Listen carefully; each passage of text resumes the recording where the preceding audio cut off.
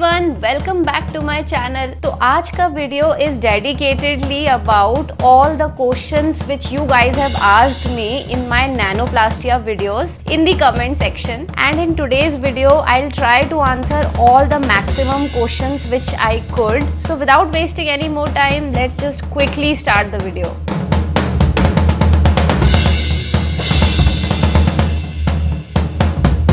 तो नैनोप्लास्टिया की वीडियोस में मतलब मैंने 2 या 3 नैनोप्लास्टिया की वीडियोस बनाई थी और उसमें इतने सारे डाउट्स आ रहे थे आप सबके, और मैं इतना सारा रिप्लाई भी नहीं कर पा रही थी। एक्चुअली मैं रिप्लाई करना भी चाह रही थी ना, तो एक पैराग्राफ में भी कई बार रिप्लाई करना चाह रही थी, लेकिन वो मैं कैसे एक्सप्रेस करूँ ये मुझे नहीं समझ आ रहा था। तो मैंने सोचा यही बेस्ट है कि मैं Q&A वीडियो बना देती हूँ। जो भी मुझे इंपॉर्टेंट क्वेश्चन लगे वो मैंने पिक किए हैं। तो स्टार्ट करते हैं हमारे पहले क्वेश्चन से। तो पहला जो क्वेश्चन है वो है मैग्ना नॉलेज का कि is this treatment safe for pregnant women and breast feeding mother's? Is this treatment cancer causing?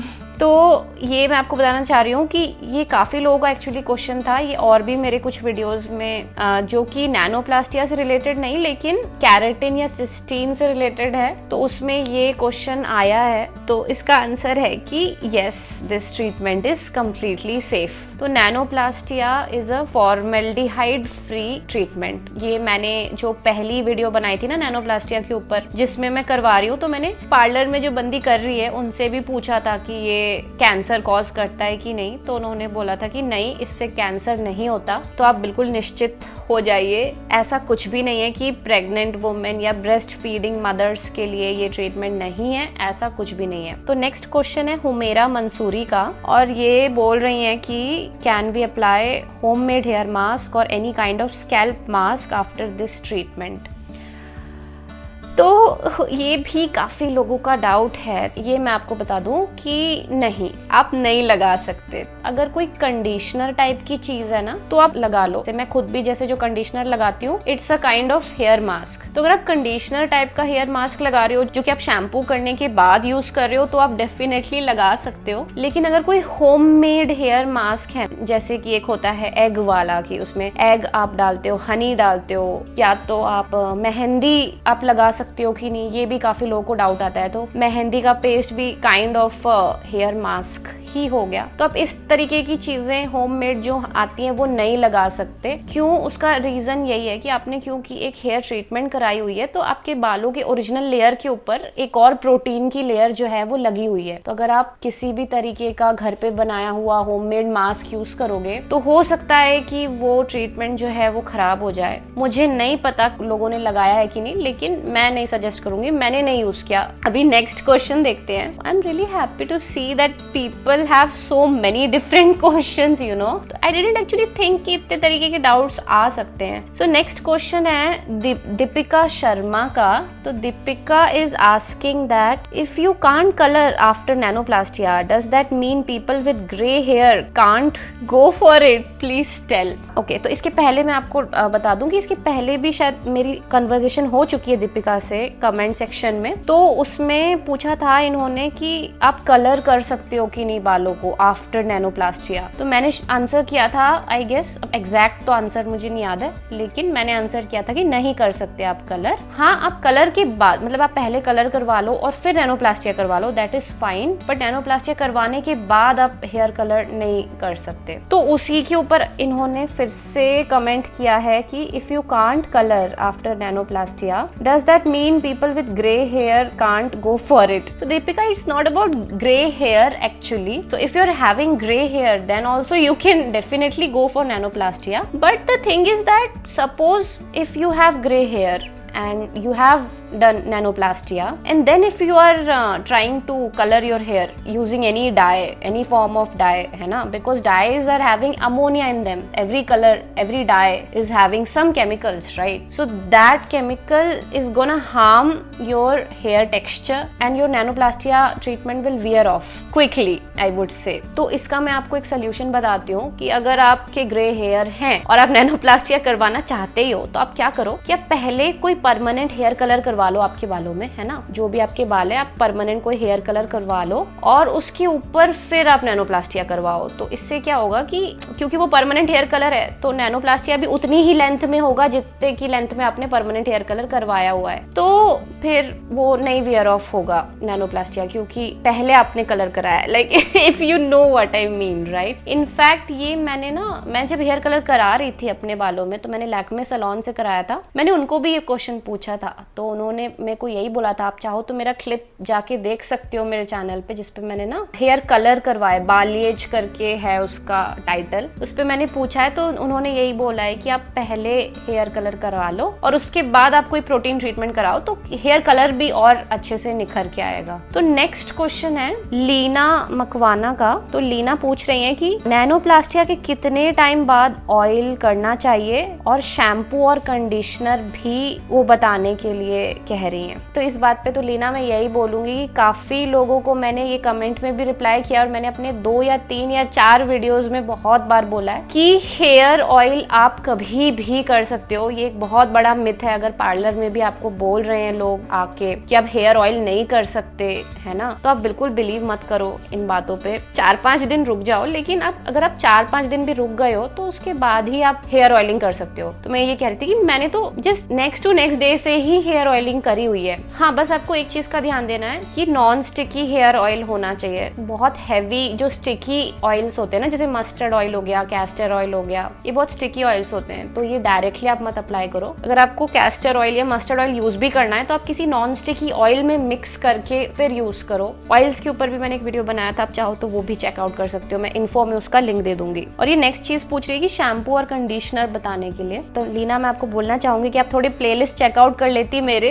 तो आपको शैम्पू और कंडीशनर के ऊपर भी मैंने एक डेडिकेटेड वीडियो बनाया था, वो मिल जाता। शैम्पू और कंडीशनर आप कोई भी यूज कर सकते हैं, कंडीशन बस यही है कि सल्फेट फ्री और पैराबिन्स फ्री होना चाहिए। तो इस पे भी काफी लोग आ जाते हैं तर्क करने कि पैराबिन फ्री और सल्फेट फ्री का मतलब भी पता है क्या आपको, मतलब ऐसे भी कमेंट आए मुझे कि सल्फेट फ्री और पैराबिन फ्री का मतलब पता भी है क्या आपको। नहीं, मैं ये नहीं कह रही कि सल्फेट फ्री या पैराबिन फ्री का जो एग्जैक्ट मतलब है उसी को पकड़ लो आप, नहीं। तो मैं बेसिकली ये कहना चाह रही हूँ कि कोई भी माइल्ड शैम्पू और माइल्ड कंडीशनर आप यूज कर सकते हो। सल्फेट फ्री और पैराबिन फ्री मैं इसीलिए रिपीटेडली कह रही हूँ यूज करने, शैम्पू भी और कंडीशनर भी, क्योंकि हमें नहीं पता होता, मार्केट में इतने सारे प्रोडक्ट्स हैं, शैम्पूज है, कंडीशनर है, हमें नहीं पता होता कौन सा माइल्ड है, कौन सा स्ट्रॉन्ग है। लेकिन सल्फेट फ्री और पैराबिन फ्री लिखा हुआ होता है प्रोडक्ट्स में, आपको बहुत प्रोडक्ट्स मिल जाएंगे। अगर आप नाइका में भी टाइप करोगे या अमेजोन में भी सिंपली कि sulphate free paraben free shampoo, तो आपको एक लिस्ट मिल जाएगी, राइट। या तो मिनरल ऑयल फ्री, ऐसा भी आप शैम्पू यूज कर सकते हो। तो बेसिकली आपको माइल्ड शैम्पू यूज करना है, क्योंकि paraben free, sulphate free shampoos हमको पता है गारंटीड लो ऑन केमिकल्स होते हैं, माइल्ड होते हैं, इसीलिए it's better to use those shampoos and conditioners. लेकिन अगर आप किसी ऐसी जगह पे रहते हैं जहाँ पे